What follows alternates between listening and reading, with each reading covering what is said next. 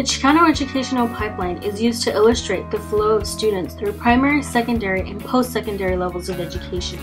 The pipeline illustrates that in comparison to whites and other racial or ethnic groups, Chicanos do not perform as well and attain less, as more than half do not graduate from high school. A gender-based breakdown of the pipeline reveals that males lag behind their female counterparts.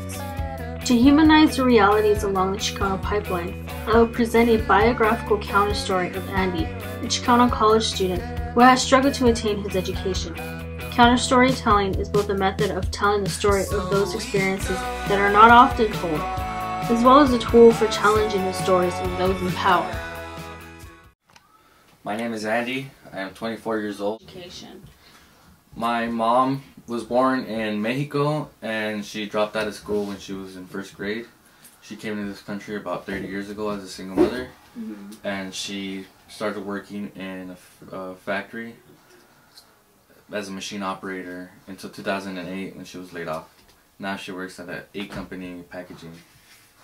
My dad, he is from Guatemala, and he also came around 30 years ago, and his highest level of education is what is equivalent to junior high in the States, and he's also worked in factories for about 27 years, and he's also a machine operator.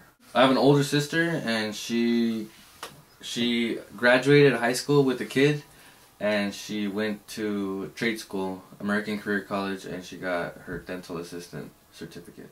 Okay.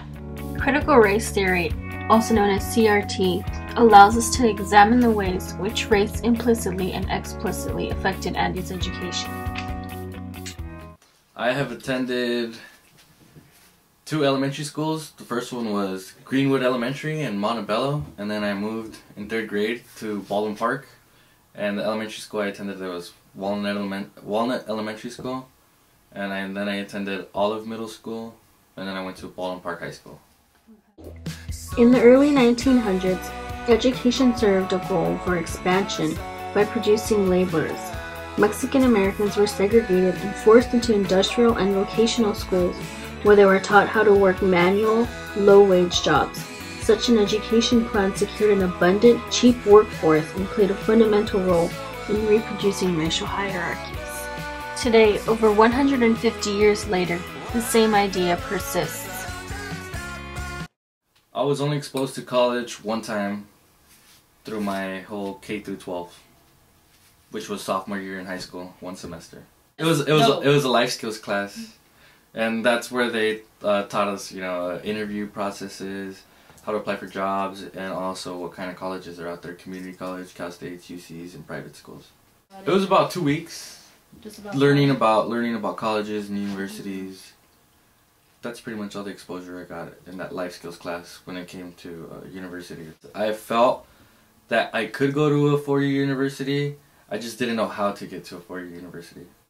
I only knew about the advanced placement classes, but I never was handed or presented with an opportunity to join an AP class until I was hanging around with kids that were in AP classes, which was junior year in high school. And the only thing I was good at back then was Spanish. So by my senior year, I got into AP Spanish language and AP Spanish literature. But I never strived to get any other AP classes. At the same time, I was lazy, but also I didn't know what I was going to get myself into, if it was too hard. Well, there were AP kids in band also, and that's what they would talk about after high school, like what their plans were, and it was getting to a university. I mean, okay, to go to my counselor and just ask her to put me in an AP class, it wasn't that easy. So, other than AP classes, other programs that were more accessible to students during high school was a after-school program like ROP and adult school. And ROP was more of teaching small skill jobs, for example, like medical assisting, cashier for a clothing store, dog grooming. And they also included a laboring job like construction, where they would take a group of students and go build a foundation to a house. And none of the jobs that ROP offered really interested me or grasped my interest, because that's not what I wanted to do. So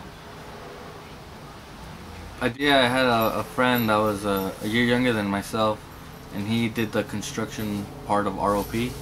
And it's funny because that's actually what he does now for a living. He does tile work, and I mean, for him it was a pretty good learning experience. He enjoyed it.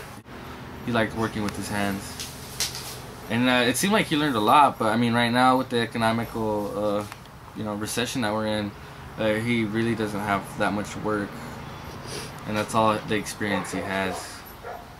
But yeah, he when he was doing ROP, he would do a couple of job sites, and one of them was actually next door to my house. So how did I deal with not having that much college access during my high school years, and how do I deal with it now? Is, well, in high school, I would just not think about it because it wasn't really something pushed on me, something that was like nobody really motivated me to do it until I started hanging out with my friends that were going to college, and that was actually what started motivating me to go. And when I started actually attending like college and going to college classes, I would meet a lot more other students that were also in the same boat as I was, so I didn't feel like I was alone. And the buddy system really helped support that for me to go to college and want to learn more and want to further my education. And I feel like, I mean, getting to know people in community college has really helped me in wanting to expand my education. Now, if I were to go to a university, I feel like I would make even more of a connection with all the people that I would meet out there, professors and peers also. A lot of it had to do with the influence of my friends. I had one friend, going to community college and the whole, experience to get to the university levels, which really paved the road for me. And I feel like that's what helped me overcome that, how to get to a four-year university. So I know it's out there, now I know how to get there. Technically, like, getting to where I am right now, it was more of a trial and error, because my parents don't really know the education system. The way they supported me was like, here's food, here's your clothes, here's, a home. You just have to, like, go to school and, do something better than we are. That's why we're here. I would have to say the biggest obstacle would be getting past my ignorance and reaching out for all the programs that are available for students like myself. For example, financial aid, FAFSA, EOP&S, all these other transfer programs that also help you out with all those things. So I would have to say just getting over that hurdle of pretty much not being aware. Okay. In community college, I figured out how identity is a big deal, and I feel like it was a big deal for me growing up since my parents were always working. It was hard for them to always teach me customs and tradition. So in a way, I felt like, okay, I live in California, I'm in the United States, I'm kind of dark, so I'm a Latino, because that's what the paper says I should be. But going to community college, it gives you more of a sense of where we come from and the struggles that we've had as Chicanos and Latinos all together. Every Spanish-speaking person in this country has a struggle to overcome, because it just doesn't get handed to us. The Chicano educational pipeline indicates that in the realm of education, Chicanos are in crisis. A deeper investigation of the history of school practices in the United States reveals the capitalistic need to perpetuate racial and labor hierarchies by pushing Chicanos off the college trajectory and toward a vocational or labor field. High schools like that which Andy attended, where occupational and vocational courses are more abundant and accessible than college prep courses, implicitly convey that Chicanos are expected to work low-level manual jobs. Industrial education emerged as a segregation and colonization tool in the 1900s. Andy's counterstory reveals that today, over 150 years later, Chicanos continue to be subjected to industrial education. Resisting a capitalistic influenced education is one of the many challenges Chicanos encounter as they move through the educational pipeline.